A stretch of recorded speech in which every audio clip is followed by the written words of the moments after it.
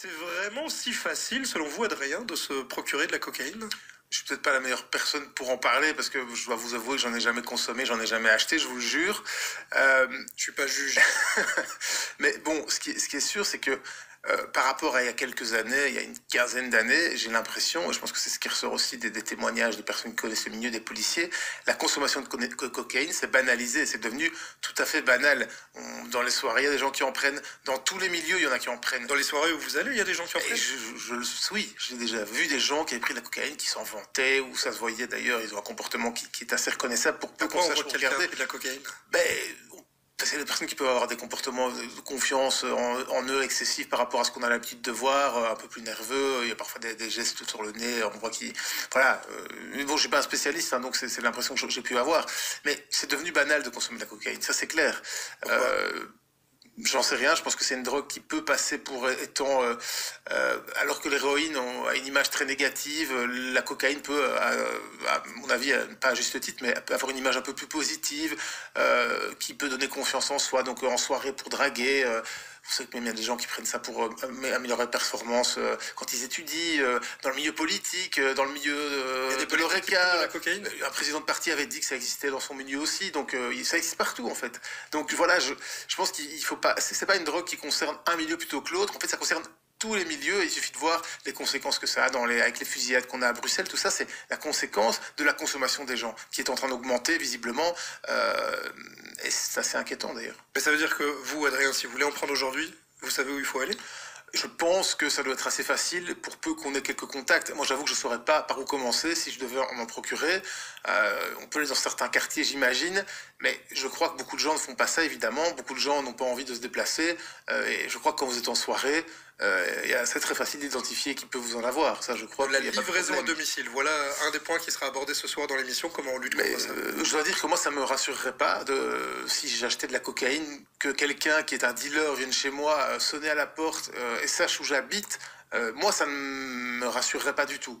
Mais je ne suis pas étonné que ça existe, puisqu'il y a un côté parfois un peu chic, cool, qui malheureusement est lié à la cocaïne. Et donc, dans certains quartiers chics aussi, ça existe. Et on peut, j'imagine, ça ne me surprend pas qu'on puisse s'en faire livrer à domicile. J'avais Emmanuel tout à l'heure au téléphone qui me disait c'est mieux la livraison à domicile que le trafic qui se fait en rue, c'est plus sûr. Vous êtes d'accord avec elle? A priori, pas tout à fait en désaccord, dans la mesure où c'est vrai qu'avoir de l'espace public colonisé par des dealers qui se disputent un territoire, ça peut poser grand problème. Mais comme je le disais, si la personne sait vous habiter, et qu'elle souhaite peut-être qu'elle voit que vous avez des beaux meubles ou vous avez l'air d'avoir de l'argent, vous pouvez être peut-être ciblé après. Donc moi, je n'oserais jamais faire venir un dealer chez moi.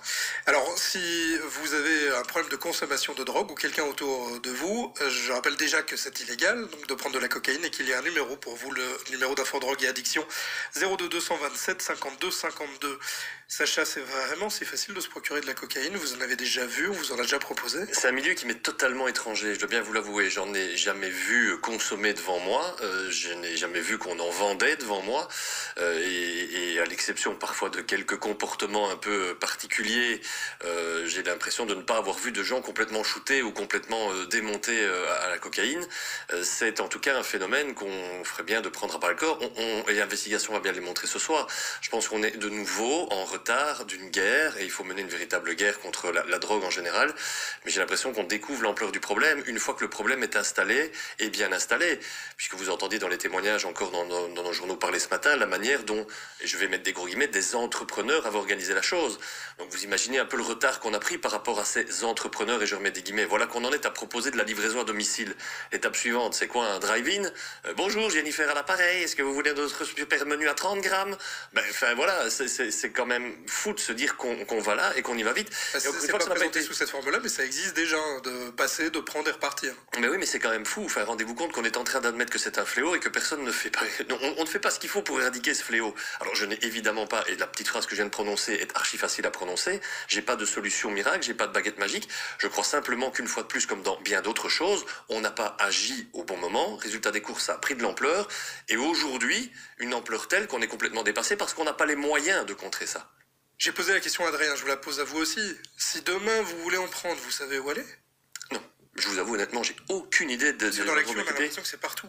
Ah oui, dans l'actu, évidemment qu'on va me dire que je peux aller me balader en rue, dans certaines rues de Bruxelles, et que je peux... Voilà, j'ai jamais vu ça, j'ai jamais été tenté par ça, et je suis exactement du même avec Adrien. Jamais de la vie, je donne mon adresse à un dealer qui, à un moment donné, le jour où il doit faire son chiffre, parce que son niveau, son N+1, va lui dire, eh oh, tu n'en as pas vendu suffisamment, c'est à ma porte qu'il va venir frapper, peut-être avec des menaces, avec des risques de violence physique. C'est un milieu qui n'est pas tendre, et on a l'air de rendre ça très très sympathique. Ah, livraison à domicile. Mais on parle d'un véritable fléau et d'un véritable danger. Mais ça n'a Emmanuel rien de me disait que sympathique. c'était plus sûr, ça. Ah non, Ça évitait d'avoir le trafic dans la rue. Mais non, enfin non, ça n'a rien de plus sûr. Encore une fois, vous donnez votre adresse à des gens que vous ne connaissez pas, et même si votre dealer devient quelqu'un que vous voyez régulièrement, ça reste un dealer. Et si les dealers étaient des bisounours, ça se saurait. Et croyez-moi, on ne tenterait pas de leur courir après. Donc en l'occurrence, non, ça n'a rien de rassurant. La drogue et la manière dont elle s'implante dans notre société, ça n'a rien de rassurant, ça n'a rien de ludique, ça n'a rien d'amusant. Et je regrette encore une fois qu'on ne fasse que constater le problème, ce qu'on va découvrir ce soir dans l'investigation. Il y a un commissariat national. C'est gratiné, hein? Oui, mais c'est très gratiné. Enfin, je veux dire, c'est là qu'on comprend l'ampleur du retard qu'on a et du manque d'action et du manque d'efficacité des politiques qui ont été menées antérieurement. Et ben voilà, on en est là. Ben aujourd'hui, on n'a pas su régler le fléau. Mais pourquoi Donc, on a des fermé gens les peuvent yeux s'installer en là-dessus? rue. Pardon? On a fermé les yeux là-dessus? On s'est pas donné les moyens de. Et aujourd'hui, rendez-vous compte qu'il y a un port où il y a des dockers qui de temps en temps se font choper, menacer, ah, tu laisses passer la cargaison, etc. On en est là. C'est une véritable mafia contre laquelle on n'a pas agi. J'avais entendu vaguement une espèce d'illuminé intervenir dans ce débat il n'y a pas longtemps, en disant oui, mais la Belgique a tout intérêt à laisser entrer parce que ça profite au gouvernement. Mais ça profite pas du tout au gouvernement. Il faut arrêter de dire des conneries. Le fléau de la drogue, c'est quelque chose qui coûte énormément à l'État.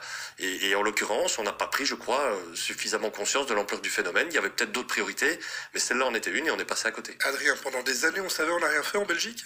Mais on n'a pas fait suffisamment, c'est vrai, mais quand bien même on prendrait des mesures drastiques, et j'espère qu'on va le faire, il faut bien se rendre compte que tant qu'il y aura une demande, tant qu'il y aura des gens qui consommeront de la cocaïne, il y aura une offre. Et on n'arrivera jamais à empêcher la cocaïne d'arriver complètement. Aujourd'hui, on ne saisit qu'une infime partie de ce qui arrive, et c'est énorme ce qui arrive à Anvers. On peut saisir plus. On laisse passer volontairement? Non, mais il y a en effet des réseaux très organisés, mais il y a aussi de la corruption. Il y a des dockers qui sont corrompus ou parfois menacés.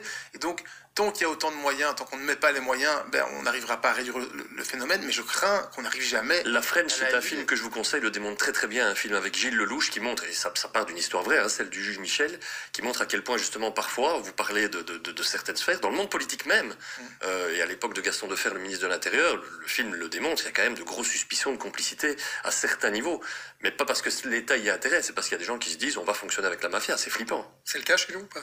Je pense pas. J'ai jamais entendu ça et je ne pense pas que c'est ce qu'on va découvrir ce soir, clairement. Ce soir après le JT de 19h30 pour découvrir ce investigation sur le milieu de la drogue.